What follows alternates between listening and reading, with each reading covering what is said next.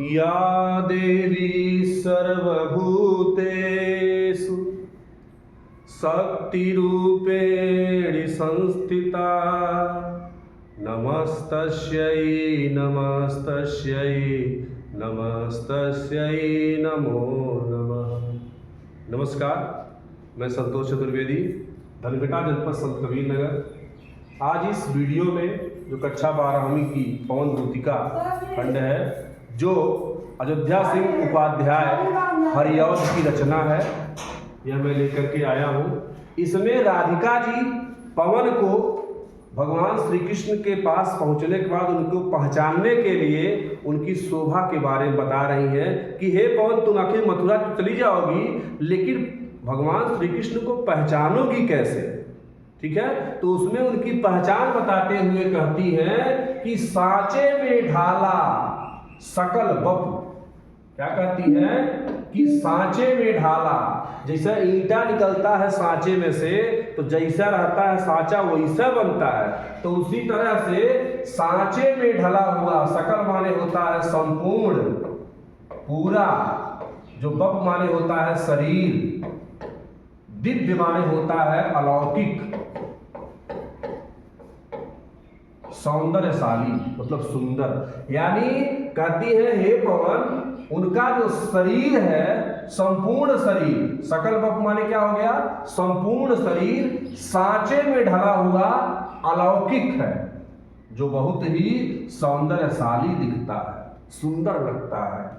और शत पुष्पों सी, यानी अच्छे अच्छे पुष्पों की तरह। सब पुष्पों सी माने क्या होता है? अच्छे अच्छे पुष्पों की तरह। सुरभ माने होता है सुगंध, यानी उनके शरीर से अच्छे अच्छे पुष्पों की तरह सुगंध आती है, जो प्राणों का पोषण करती है।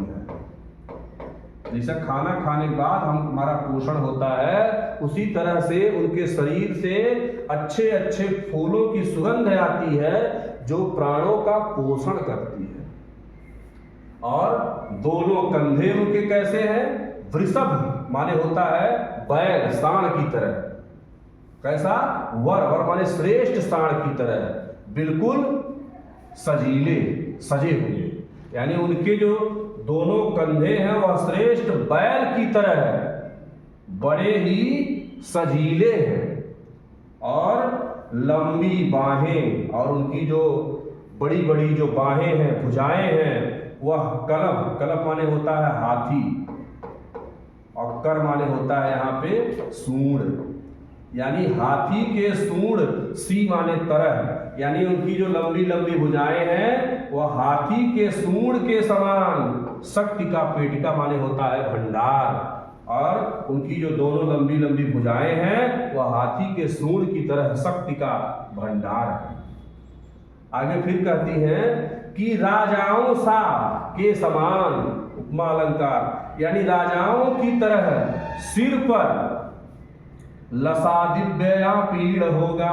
मतलब उनके सिर पर राजाओं के समान, लसा माने होता है सुशोभित होता हुआ, दिव्य माने अलौकिक, आपीड़ माने होता है मुकुट हो।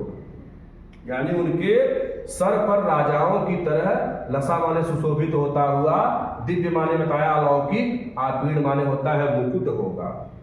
और शोभा होगी, उभय माने होता है दोनों, श्रुति माने होता है कानों में, स्वर्ण माने सोने के कुंडलों की। यानी उनके दोनों कानों में स्वर्ण के यानी सोने के कुंडलों की शोभा होगी। देखिए यहाँ पे क्या कह रही हैं, इसका मतलब ऐसा नहीं है कि उनके कानों में 2 कुंडल सुशोभित हो रहे होंगे ना, उनके कानों में पड़ने के कारण सोने के कुंडलों की शोभा होगी। यानी वह सोने के कुंडल सुशोभित तब हो रहे हैं जब भगवान श्री कृष्ण के कानों में पड़ रहे हैं। तो यहाँ पे उसका मतलब है क्या कि शोभा होगी, उभय माने दोनों, श्रुति माने कानों में, स्वर्ण के कुंडलों की, सोने के कुंडलों की। और नाना रतन कलित, नाना माने होता है अनेक, ठीक है, अनेक। रत्ना कलित माने होता है रत्नों से बना हुआ, रत्नों से निर्मित।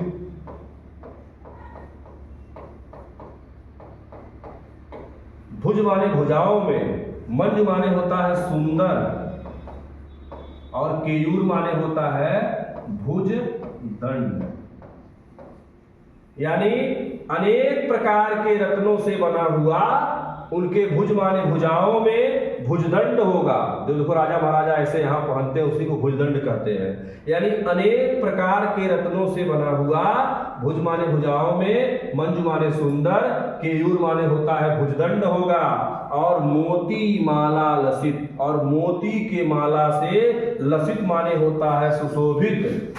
कम्बुसा, कम माने होता है शंख, क्या होता है शंख, सा माने के समान, यानी मोती माला लसित, यानी मोतियों के माला से सुशोभित उनका कम्बुसा माने शंख की तरह कंठ होगा। ठीक है।